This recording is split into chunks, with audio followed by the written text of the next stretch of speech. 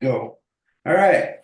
Welcome to our podcast, Productivity Advocates.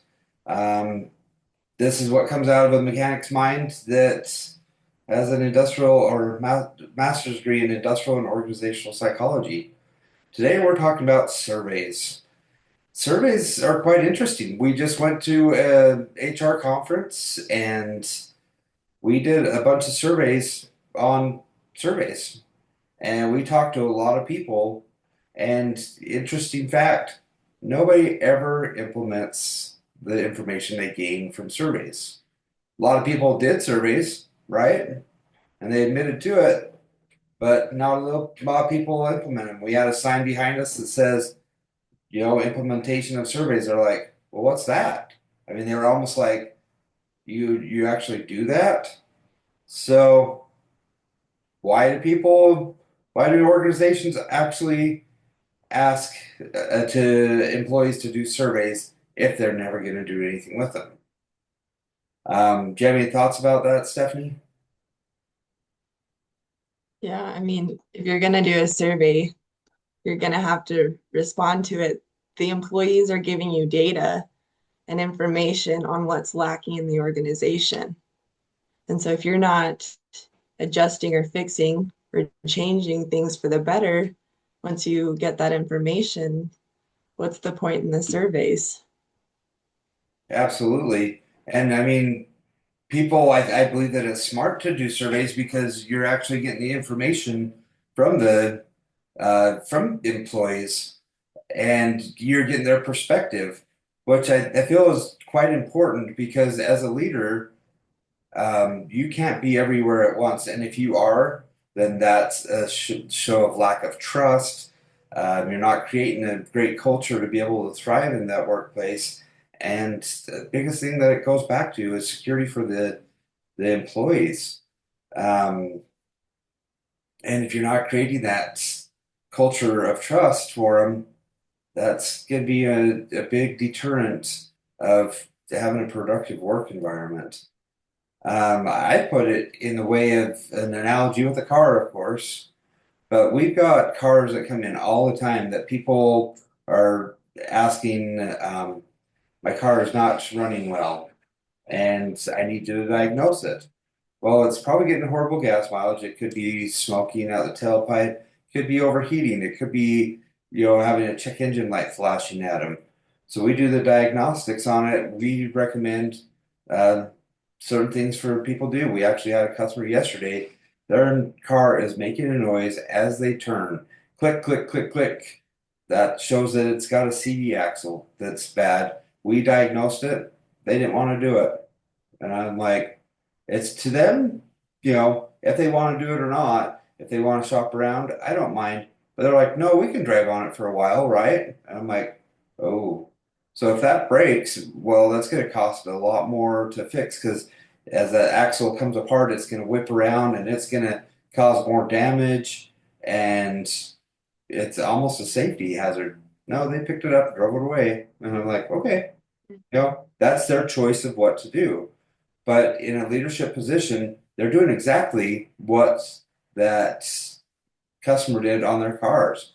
They're like, hey, look, we've got this great survey that gave us all this information as leadership. And honestly, it could be the leadership's problems that what the survey brought up of the lack of trust in the culture, everything to that effect. And they don't want to do anything with it, or they don't want to take accountability. What's wrong with taking accountability as a human being? We're not perfect, and we're not ever going to be that. We're never going to be that way. There's a great. I learned what virtue means in the word virtue. I found this great quote. Um, Virtue at its core represents a high moral standard and good character manifested through consistent action and habits that demonstrate excellence and goodness. It's not about reaching perfection, but rather about habitually choosing to do what's right, even when it's challenging. Virtues are like character traits that enable us to live up to our potential and pursue what's good and right. Well, if you're a leader, don't you want what's good and right and what's productive for the workplace? That's what I would think that people would want. And as a leadership, you want that, and in turn, you're going to get ROI on your greatest investment in employees. Yeah. So when we were at that conference, what was something that kind of stood out to you about the HR leaders? And when we did ask them about survey implementations and what the reaction of their leaders would be. Well, I know, I mean, like you said earlier, that yeah, they do surveys all the time, but nothing ever happens with them. And they even talk about how their employees, they're like, they don't even do them because they know nothing's going to happen. That lack of there's a lack of trust. Why would they spend their time doing this survey when nothing happens of it? And when we were going more into it with the HR people that were there, they're like, so how do you do this survey implementation? We're like, well, we can use your surveys or make our own, and then we kind of teach you how to use that information to change and do a permanent adjustment to the company for the better. And they were surprised that that's what we do. Well, and the other thing is we don't really focus on the blame because why would you focus on something from the past that is hurtful or that didn't get done? It's better to focus on the future so you can help adapt to today's demands in the workplace. And they're like, wait, you don't blame? And it's like, no. I mean, we figure out what happened, but if Mhm. we continue to blame people, then where are we going to get? We're going to focus on that instead of focus on the future that is positive. And that's what we want to build is a positive workplace. So through interviewing and asking questions to people, the follow through after a survey is what's key to what's going to happen. A person at this HR conference was speaking about a company that did do follow through on their surveys. They actually involved the employees that gave the responses from the surveys, and they had a 28% increase in productivity. That is doubling the average from what Gallup says productivity. So if they're at 30%, they got another 28. They just doubled. They just made three more employees engaged at work, which is a huge, huge number. And that was because they implemented the surveys.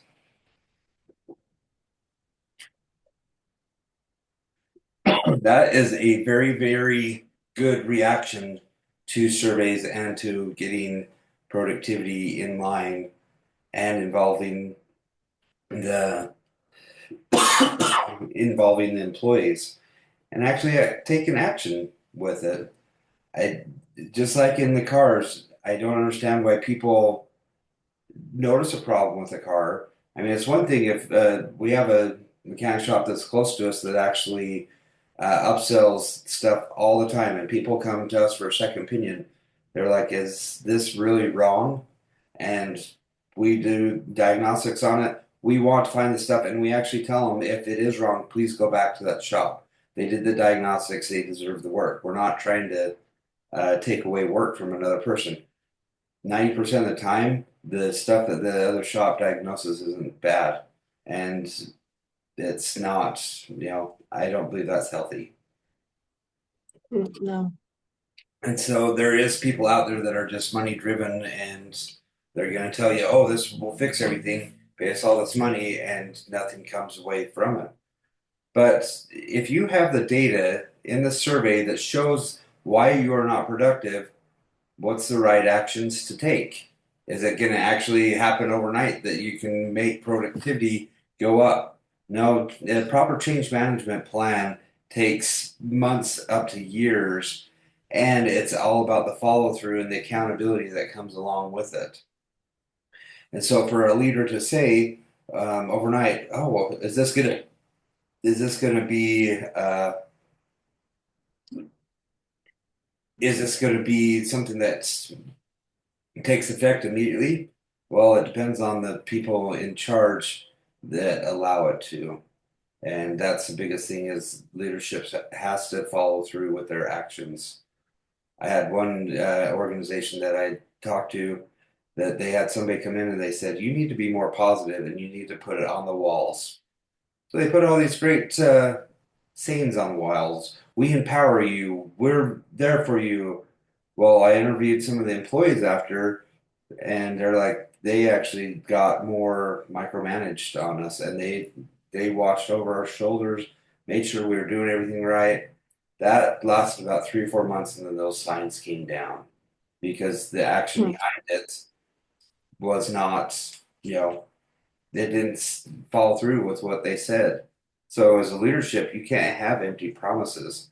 That's why it's best to have somebody come in from the outside that will hold leadership accountable and watch the implementation and watch over the implementation taking place of the change management that needs to happen. And if you don't have any action behind it, then you're not going to get the results. That's it, period. Yeah. Well, Um, in our article that we just wrote, it said that 8%, according to Gallup, 8% strongly agree that their employees act on survey results. what was that So, I number? mean, 80%? 8%. So 92% of employees don't believe that change will happen and their voices are heard. 92% say that there's nothing will happen. That's interesting. And that's not our data. That's Gallup. That's a worldwide company that does constant surveys to see the workplace productivity. No wonder productivity is so low. 92. Mhm. What other facts are out there about surveys? Well, according to SHRM, it says that while over 90% of companies run annual engagement surveys, fewer than half take meaningful action. And then it says, according to McKinsey and Company, organizations that act on feedback see up to 4 times higher engagement scores than those that don't.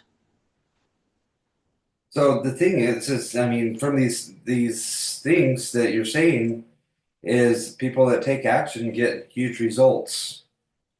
Um, Yeah. one of the factors that when we were talking to people at the conference was why don't they get implemented? And some say that the leadership just simply wouldn't do it. Well, let's analyze why they wouldn't do it. Um, a lot of leadership have their own roles and responsibilities. Are they always defined like they should be? Do they understand their roles and responsibilities need to be more in the leadership mode instead of the daily operations? And it all depends on the organization as well, because some have multiple roles and responsibilities, and that's what they have to do if they're a startup, if they don't have the workforce. Um, leadership has the whole picture, and being that they do, we can't always blame them for what is happening because every organization is different, every one of them. And so that's where you have to go in and do the diagnostics to kind of see where people are at and why they're not being effective. But if a leader is already quite stressed and then all of a sudden they get a survey back saying that they need to make all these changes, do they really have the bandwidth to be able to do that? No. And HR, let's push it over on them. Do they have the bandwidth to do that? No. Their job in between trying to keep the leadership happy by while trying to keep the employees happy and keeping that balancing game going, they don't have it either. And if everything's organized, everybody else should be doing their own roles and responsibilities. So one of the biggest reasons that surveys never get implemented is people just don't simply have the time to do it. And that's that's a huge part of it. So to have somebody come in and do it extra, do the job for them and just help them do the change management plan is one of the most effective ways because they can be the ones that's accountable. They can hold people accountable to the changes that need to be taking place and they can oversee it. And so that others don't have to take it. The other interesting thing that comes along with that, I was talking with a person that got laid off from an organization, quite big organization that's, um, and he was in the finance area. And he was telling me yesterday that I'm like, does your company ever do anything with productivity? He's like, no, they would never, have somebody come in and do consulting on that. I was like, why is that? He's like, they just don't simply have the money. And I was like, but they want their employees to be productive. Well, absolutely they do. But they wouldn't ever put their money into that because they are right now they're struggling. That's why he got laid off. But at the same time, they don't see that there would be that many much cost savings in having somebody to get in there and understand the productivity and the culture and everything to that effect. I'm like, in my mind, that's the number one thing that they need to do is understand the culture. If they're cycling through employees and they don't see that the employees have needs that need to be met, but yet they're struggling, that's the number one thing that I probably do is understand why. You know, if a car is underpowered and you're going down the road, you see the signs, check engine light. You see steam coming out from the engine. You hear noises and you just keep going. What's eventually going to happen? The car is going to die. Um, Mhm. that's the cycle of the engine. That's the cycle of the car. But if somebody actually pulls over and has somebody go and diagnose it, then oh look, productivity comes back as they fix the problems of the car. Cars are not perfect. There, a lot of people don't understand that in 1 minute, a four-cylinder car at an idle will have 4,000 explosions. 4,000. If you're going down the freeway, their average is about 3,000 RPMs. That means that triples that number. And so 12,000 explosions per minute. They're just like employees. Leadership do not see how much employees actually do. And on the other hand, I don't think that employees see as much as what the leadership does. And that's, you know, there's security and trust issues that do come along with it for sure. Mhm. So, um,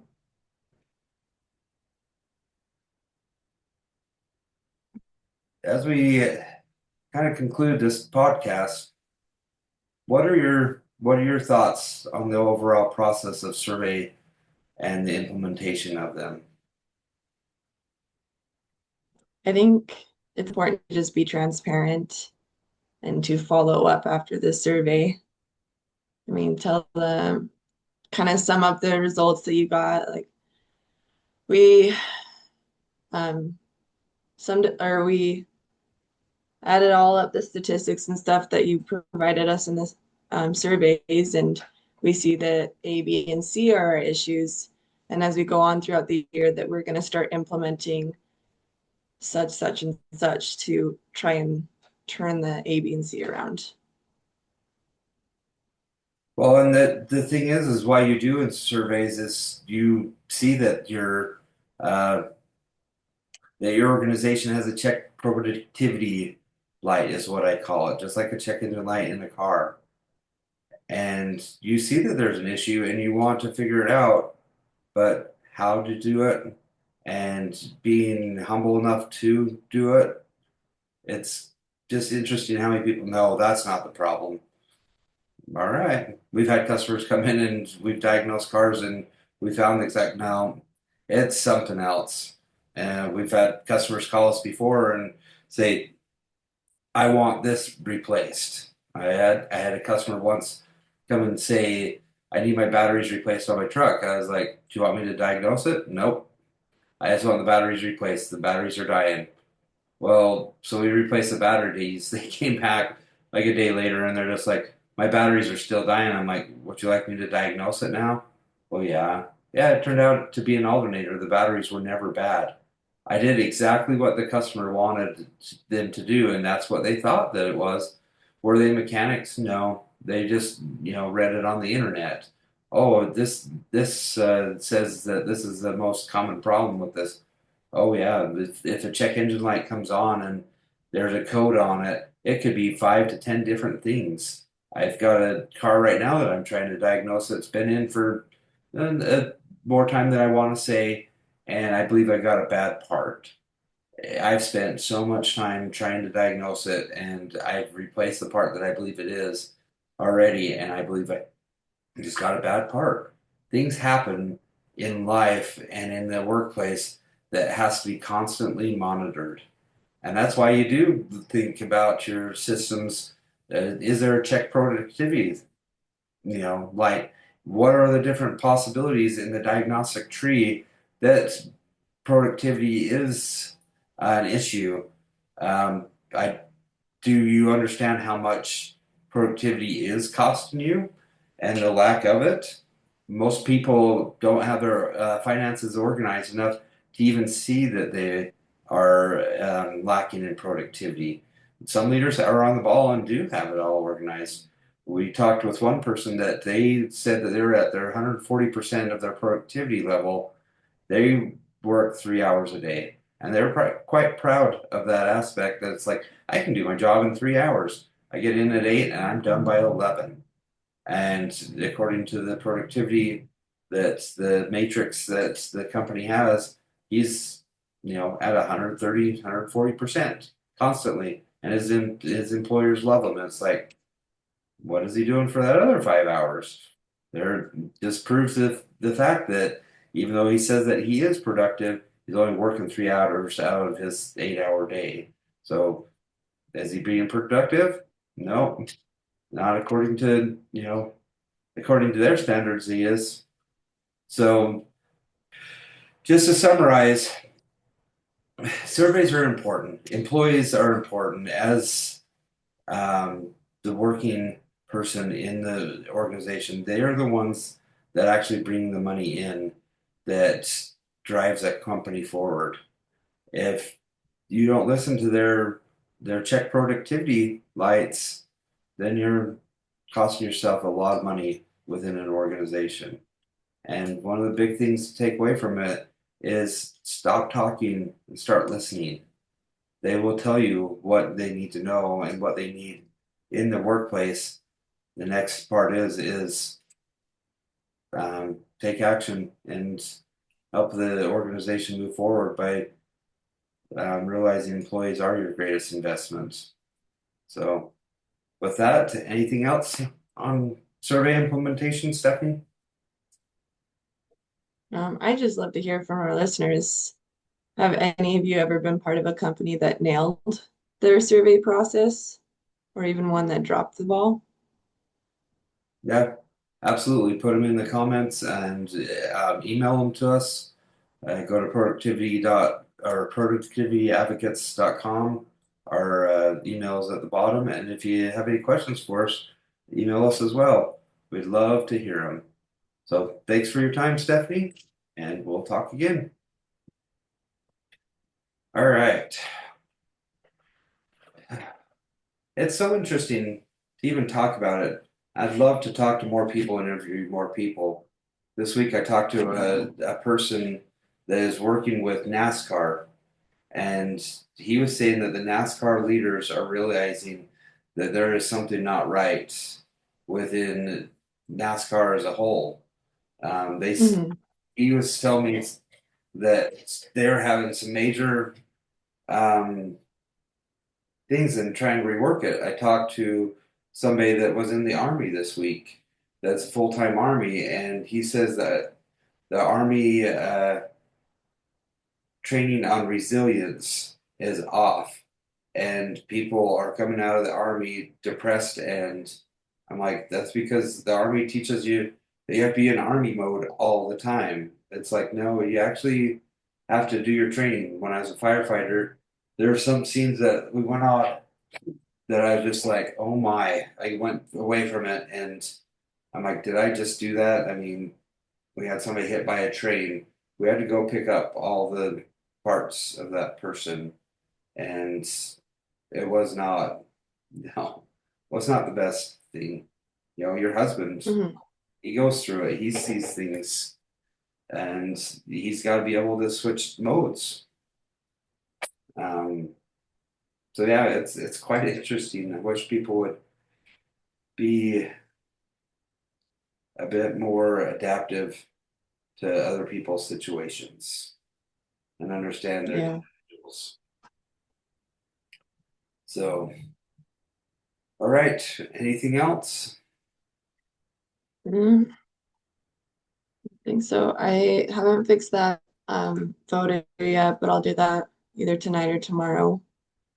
I think I can do it now because let's see. Okay. Yeah, Braden's just working on his wildland fire training, so I haven't been able to get on the computer lately. Oh no, that's fine. You have life going on, and um,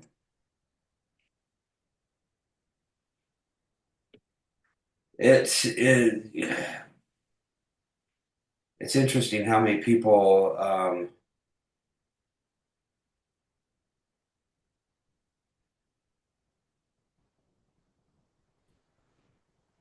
has.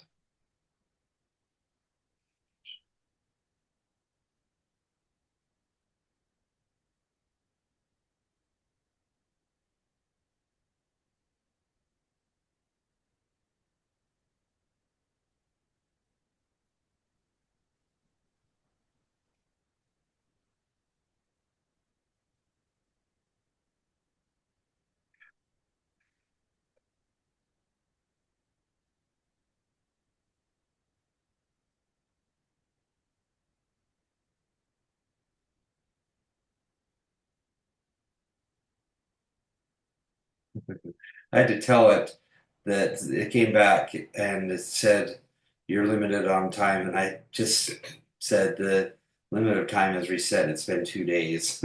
Now they're working on it. They're like, you're absolutely right that it's misspelled. I'm like, yeah. Oh, but anyway, what was I saying? But the adaptation, it's interesting. There's a lot of people that are going through a lot of things right now.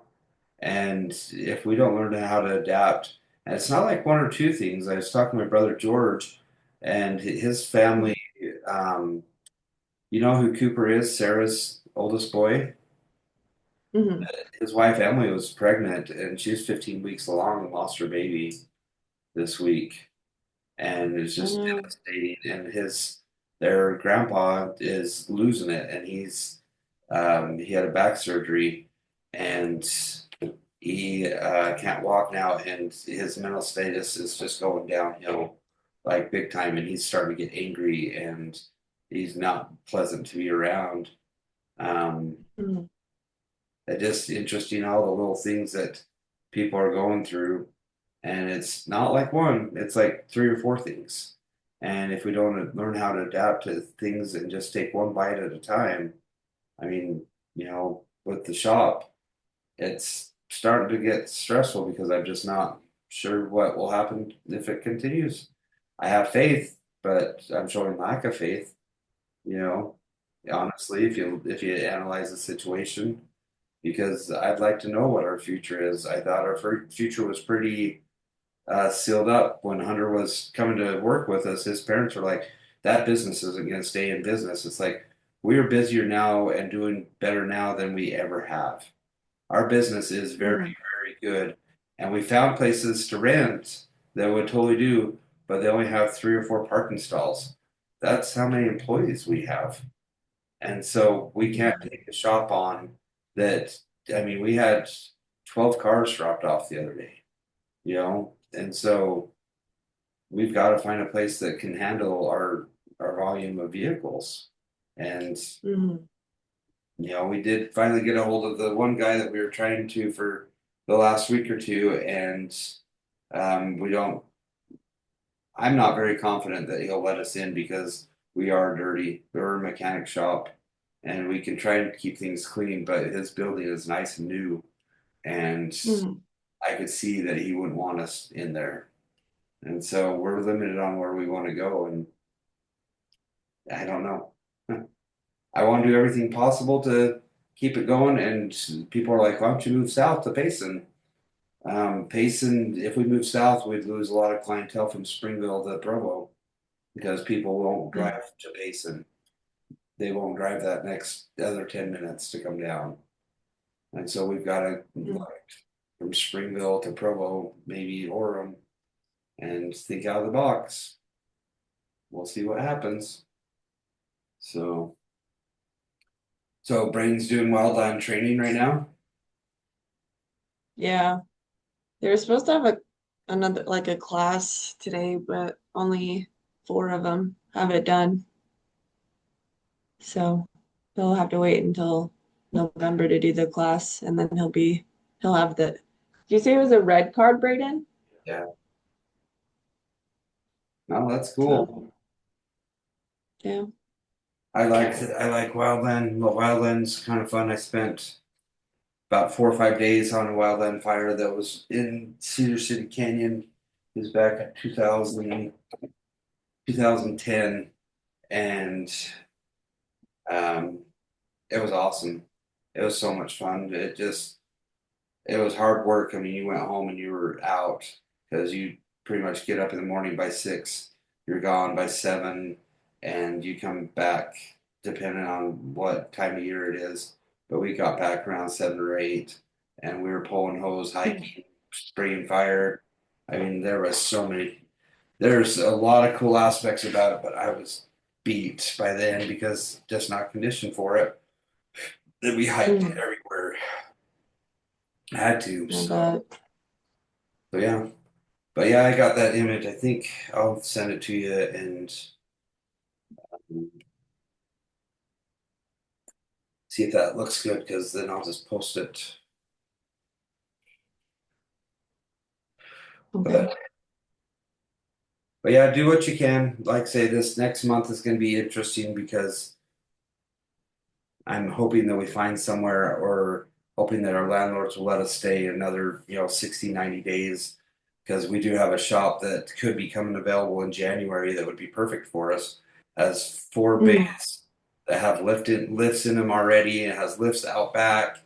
It doesn't have as much parking as we need, but I think it'd be doable and it could be coming up and it's, a great location. But that's January. So yeah. that's a bit out. So I'm um not sure what will happen with that. So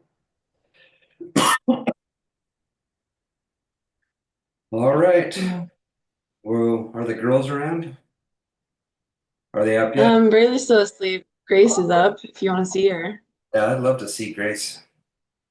Goodbye. Cheerios.